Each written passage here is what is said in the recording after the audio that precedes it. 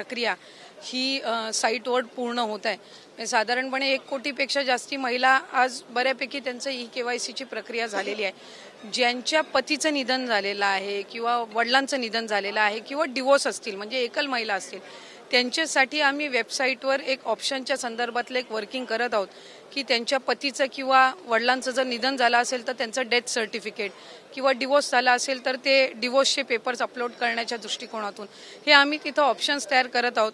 त्यासाठी वेबसाईटमध्ये ज्या काही त्या पेजवर ज्या काही बदल करण्याची गरज आहे त्याची प्रक्रिया ही आम्ही सुरू करत आहोत। त्यामुळे साधारणपणे ज्या सर्व पात्र महिला आहेत त्या लाभापासून वंचित राहता कामा नये या दृष्टिकोनातून आम्ही काम करत आहोत। नाही अशा 18 नोव्हेंबर पर्यंत साधारणपणे KYCची प्रक्रिया आहे।